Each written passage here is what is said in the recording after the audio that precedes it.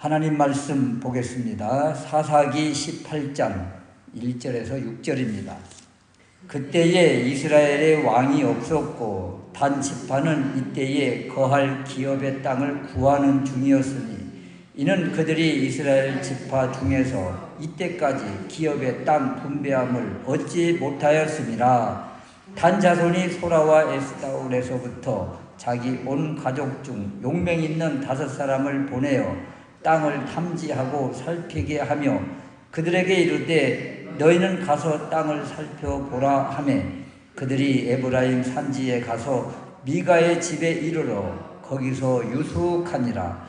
그들이 미가의 집에 가까이 올 때에 레위 소년의 음성을 알아듣고 그리로 돌이켜 가서 그에게 이르되 누가 너를 이리로 인도하였으며 내가 여기서 무엇을 하며 여기서 무엇을 얻었느냐. 그가 그들에게 이르되 미가가 여차여차히 나를 대접하여 나를 고빙하여 나로 자기 제사장을 삼았느니라. 그들이 그에게 이르되 청컨대 우리를 위하여 하나님께 물어보아서 우리의 행하는 길이 형통하는지 우리에게 알게 하라. 그 제사장이 그들에게 이르되 평안히 가라. 너희의 행하는 길은 여호와 앞에 있느니라. 아멘. 사사기 18장 1절에서 6절 말씀을 통해서 떠돌아다니는 사람들이라는 제목으로 말씀을 드리려고 합니다. 국가를 구성하는 3가지 기본 요소가 있는데 백성, 영토, 주권 이 3요소를 다 구비를 해야 국가라고 합니다. 그 일제시대를 우리가 나라 잃은 36년의 서름이라고 그러잖아요.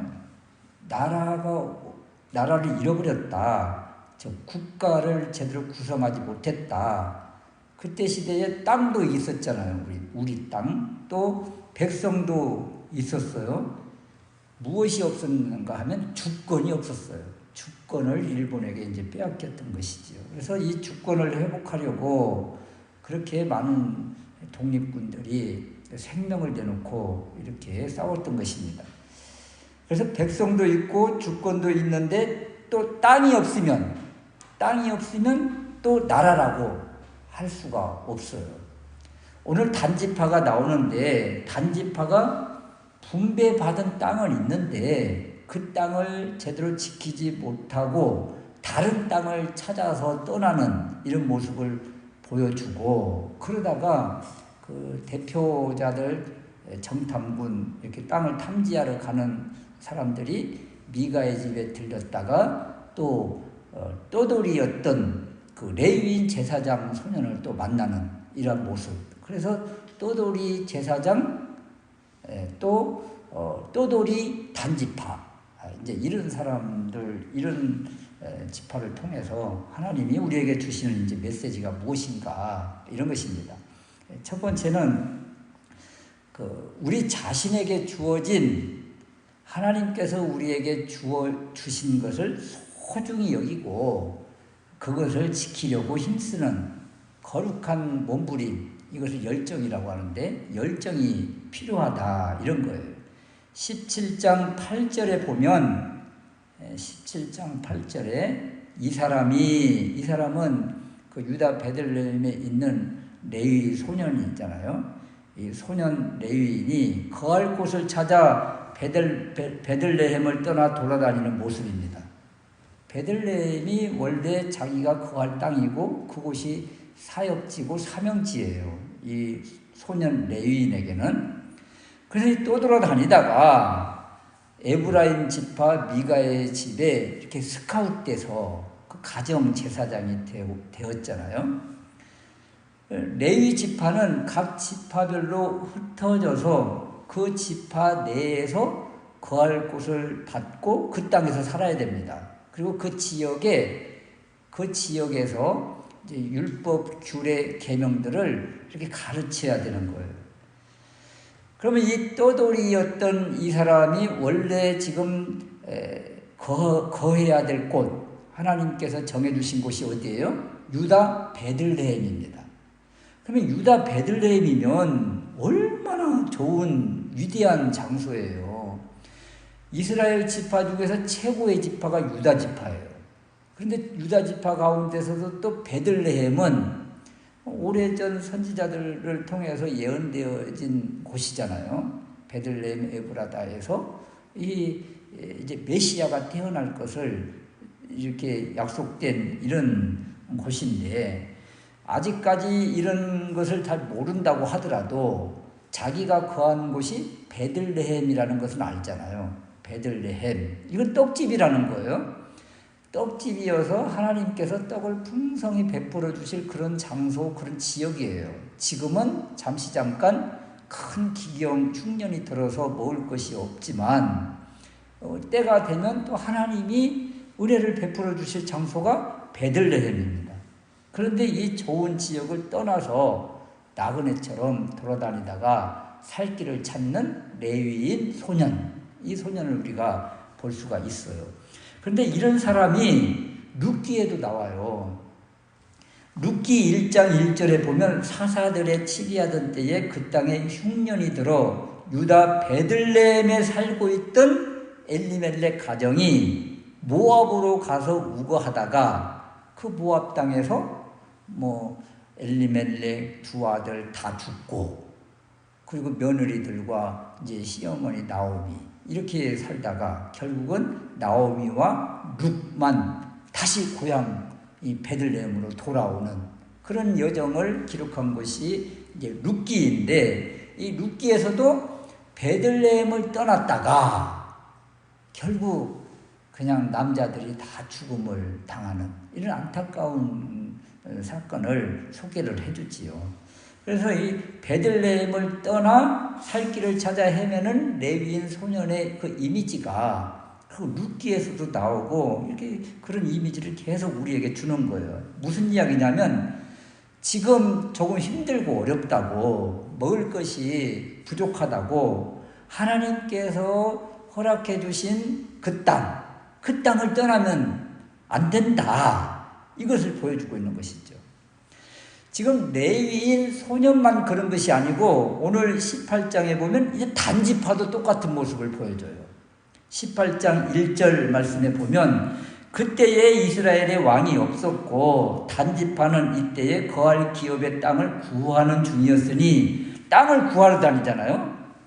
원래 단지파도요, 여호수아 시대 때 이스라엘을 정복하고 그 분배받은 그 약속의 땅이 다 있습니다.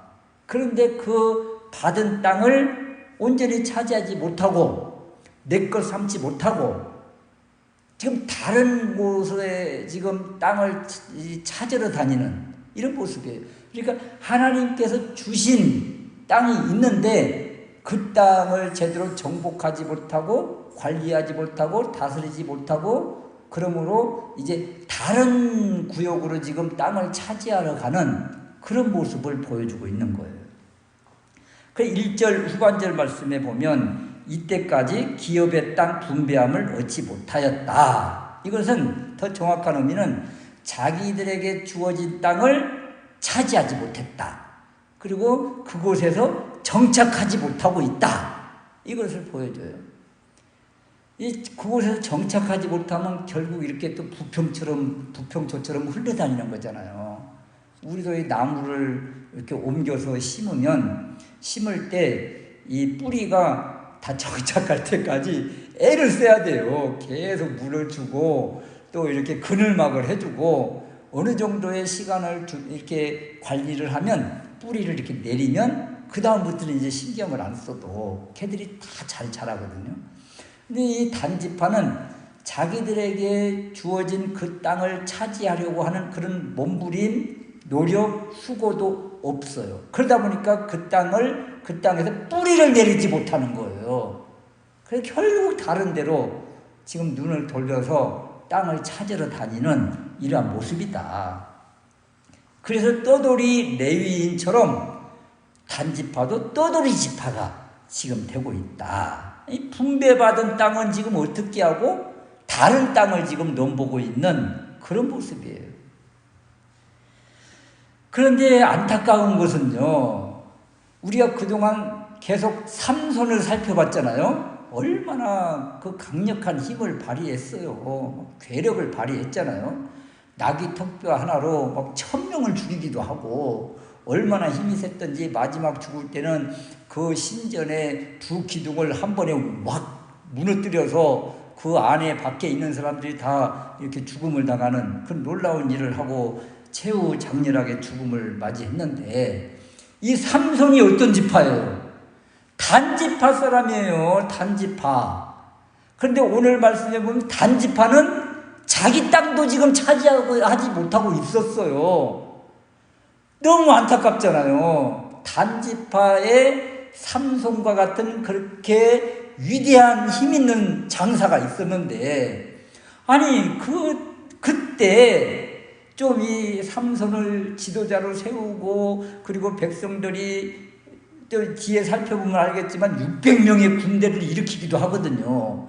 600명의 군대를 일으키고, 그리고 삼손을 앞세우고, 그래서 자기의 땅을 확보로 하는 전쟁을 했다면 얼마나 좋았겠어요. 그때 그렇게 했더라면. 삼손 죽고 나서 지금 뭘 하고 있는 거예요?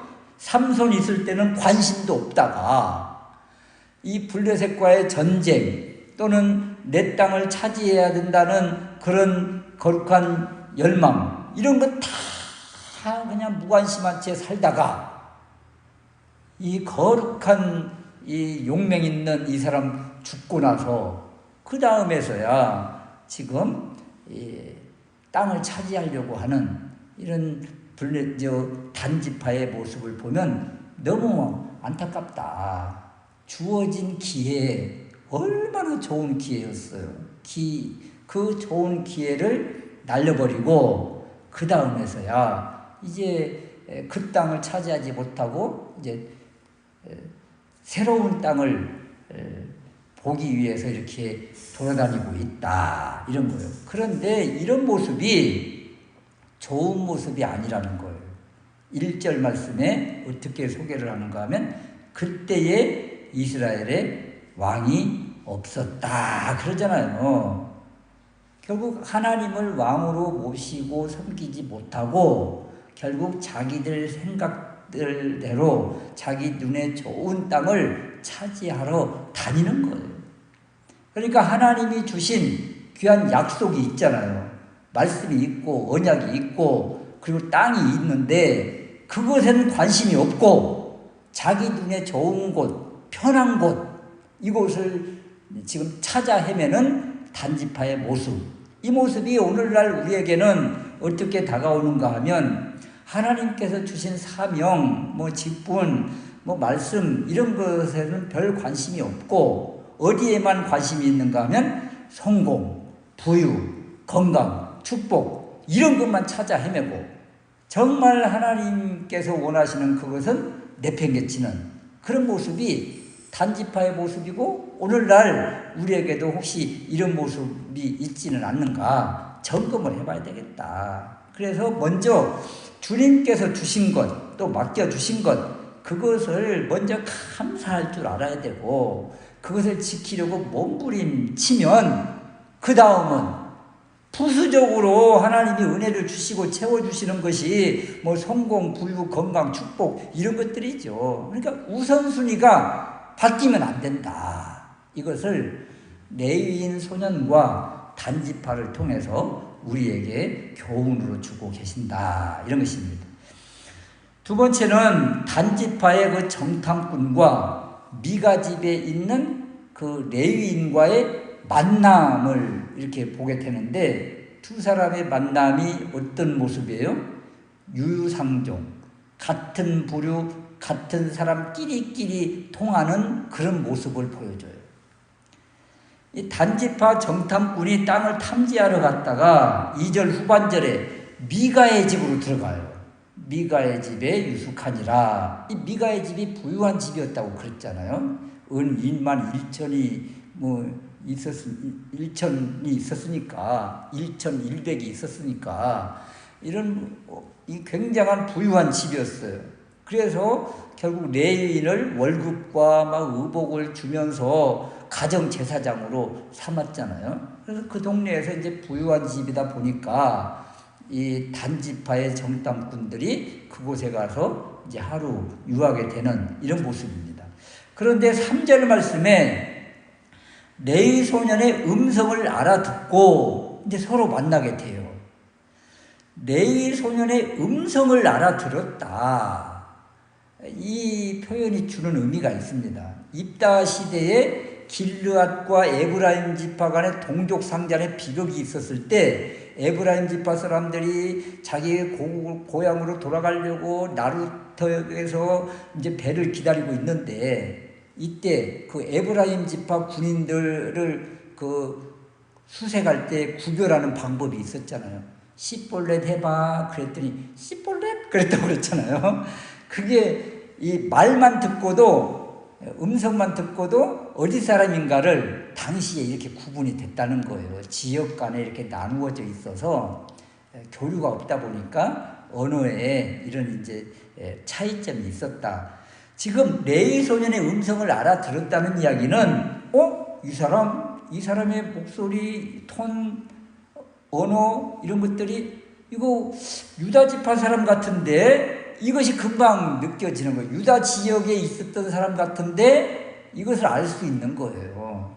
단지파가 유다 지파 근처에 있었거든요. 그러니까 단지파나 유다 지파나 레위인의 음성이나 고향 사람 같은데 이런 의미가 금방 있는 것입니다. 그래서 이 레위 소년의 음성을 듣고 원래 이 사람이 이 지역 출신이 아니구나. 본토박이가 아니구나. 그래서 이제 대화가 이루어지는 거예요. 어떻게 해서 누가 여기로 인도했느냐, 여기서 무엇을 하느냐, 무엇을 얻었느냐 이렇게 여러 가지를 단지파 정탐꾼들이 묻습니다. 그런데요, 이 레위인 이 제사장 이 사람이 다른 대답을 안 해요. 누가 너를 여기로 인도했느냐, 여기서 무엇을 하느냐 이런 말에 대해서 할 말이 없어요. 자신은. 그 대신 다 어떤 말을 하는가 하면 4절 말씀에 이런 대답을 합니다. 미가가 나를 고빙하여 자기 제사장을 삼았습니다. 나를 고빙했다 그러잖아요. 자신을 청빙했다는 거예요. 자신에게 얼마를 주기로 하고 이렇게 고용을 했습니다. 이런 말을 합니다. 그러니까 여기 이 사람이 레위인 이 소년이 하나님의 인도라기보다는 사실은 자기 자신이 떠돌아다니다가 이렇게 운 좋게 이 가정을 만나고 그냥 이렇게 들어간 것이잖아요. 그러면서 은근히 하는 말이 이 미가의 집에서 나를 고빙했습니다. 이 말을 하는 거예요. 이 이야기는 이 의미 안에 다른 사람이 나에게 더 많은 무엇을 보장해 준다면 그쪽으로 갈 의사가 있어요. 이것을 지금 내포하고 있는 거죠. 그러니까 이 레위인 소녀는 돈에 움직이는 사람이에요. 물질에 움직이는 사람. 많이 주면 그냥 따라갈 사람. 그래서 훗날 단지파가 다시 이제 600명의 이제 군대를 이끌고 이곳을 지나갈 때 그 레위 제사장 보고 너 이 가정 제사장이다. 한 지파의 제사장이다. 그러니까 당연히 지파의 제사장이 낫죠. 그래가지고 홀라당 그냥 갈아타는 이제 이런 모습을 보여주거든요. 그러니까 이 레위인 이 소녀는 물질에 움직이는 사람, 물질에 욕심이 있는 사람, 이런 것을 금방 알 수가 있는 것이죠. 그럼 단지파는 어떤가? 이 레위인은 그래서 결국 사명에 움직이는 것이 아니라 돈에 움직이는 사람이구나. 이것을 보여주고 있고, 그럼 단지파는 어떤가? 5절 말씀에 우리를 위하여 하나님께 물어보아서 우리의 행하는 길이 형통하는지 잘 될는지 알게 하라. 이 레위니까 기도하는 사람이니까 하나님께 이렇게 묻는 하나님의 말씀을 받는 사람이니까 그 사람에게 이렇게 우리의 길이 어떻게 될 것인지 알려달라. 이런 지금 질문을 하고 있어요.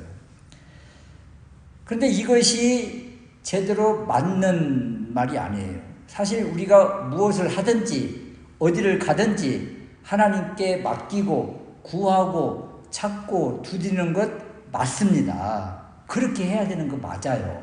기도하면서 하는 거 맞아요. 그러니까 단지파가 지금 레위인 소년에게 지금 기도를 요청하는 것, 또 하나님의 응답을 구하는 것 맞습니다. 그런데 문제는 단지파가 하나님께서 주신 기업이 있잖아요. 하나님께서 거하라고 한 땅이 있잖아요. 그런데 그 땅은 관리하지도 않고 그 땅을 차지하려고 애를 쓰지도 않고 그 땅을 차지하려고 하니 블레셋 군대가 너무 무섭고 두렵고 그래서 편한 길 찾아서 지금 다른 길을 찾아다니는 것이잖아요. 그러니까 자기 할 일은 제쳐두고 그 다음 일을 하나님께 구하는 것, 그것은 바람직하지가 않다.